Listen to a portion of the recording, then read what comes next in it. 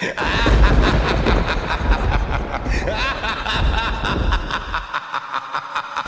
back, everybody, to 31 1990s horror movies for Halloween, where I'm counting down my favorite horror movies from the 1990s.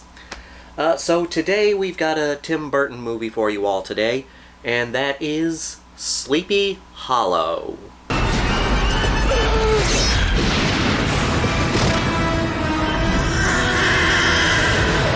I grew up with The Legend of Sleepy Hollow. I watched the old Disney short, Ichabod and Mr. Toad, where it took those two stories and put them together in their own lovely animated fashion. The animated the animated Legend of Sleepy Hollow is one of my favorite animated shorts out there. It's perfect for Halloween. The Legend of Sleepy Hollow in general is perfect for the Halloween season. You know, the legend of the Headless Horseman, Ichabod coming to the town of Sleepy Hollow only to eventually be chased down by the Headless Horseman. It's just a story that screams the Halloween season.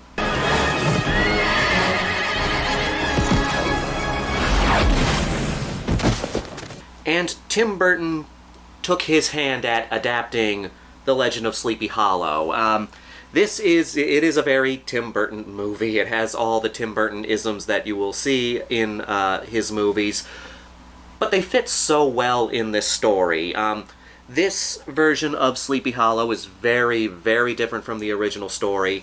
Ichabod Crane is a constable in this story, and the Headless Horseman in the original story, spoilers for those who have not read the original story or don't know the original story, the Headless Horseman in the original story, it's hinted at that it was the other character, Brom Bones, disguised as the Headless Horseman that chased Ichabod out of town.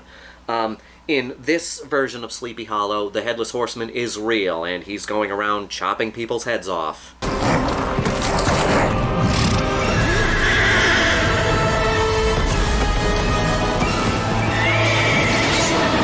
If you like decapitations, this is a good movie for you. It has some fantastic death sequences. The gore in it is very well done. And yes, it's mostly people getting their heads cut off. A decapitation is such a standout kill in horror movies because it's so final. Most of the time when someone loses their head in a movie, they are gone. There's no coming back from that. There are exceptions, of course. This was an ode to Hammer horror films. It feels just like an old Hammer horror movie, with a little more, of course, with the 90s flair and that Tim Burton flair, but it does feel like an old Hammer horror movie.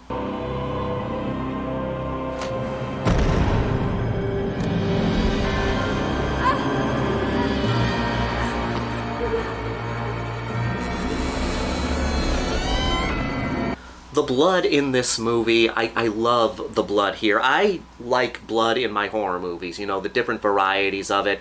And this one, it's more theatrical blood.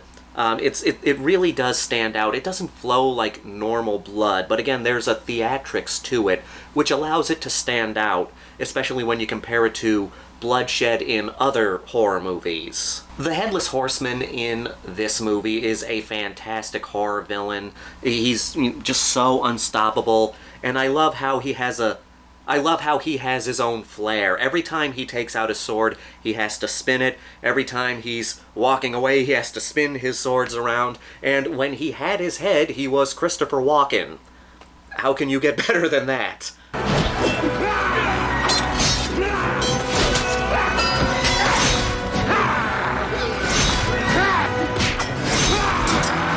As good as the kills are, this movie has a fantastic atmosphere. It's, like I said, it does feel like a Hammer horror film, but it also feels like a folk horror movie, you know, from the classic era of folk horror movie, like the 60s through the 70s, when you had that classic folk horror feel. So it does have the feeling of a Hammer horror movie, and also like a hint of Wicker Man. The movie doesn't follow a cult or anything like that, but it does have that folk horror feel to it.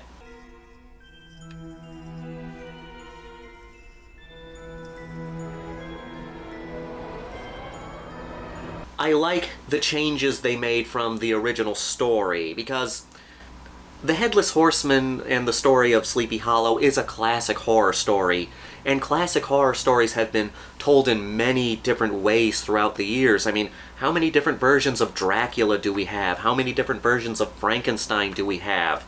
This is just another version of the Headless Horseman, and I don't mind getting different versions of the Headless Horseman because he is...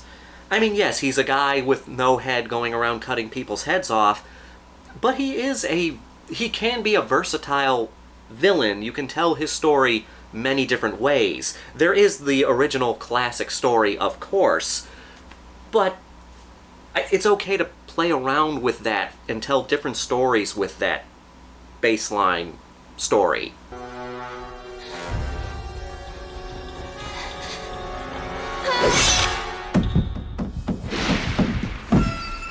This movie, just like the original story, screams the October season. You see jack-o'-lanterns all over the place. There's fog all over the place. If you put the lighting down and showed this movie in black and white, it would have the feeling of a classic black and white horror movie, with a lot more blood, of course. But it has all those classic horror tropes. Like I said, the fog, the torches, you have the jack-o'-lanterns. It even has a climax at a windmill, just like in Frankenstein. This is a tribute to classic horror. The Headless Horseman is a classic horror villain, and he's given the treatment of a classic horror movie.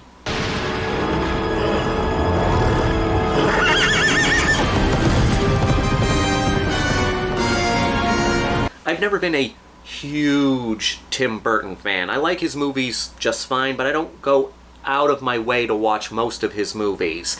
But Sleepy Hollow, along with Beetlejuice and Batman, I enjoy those very much. I think that his quirkiness and his film style worked so well for this story.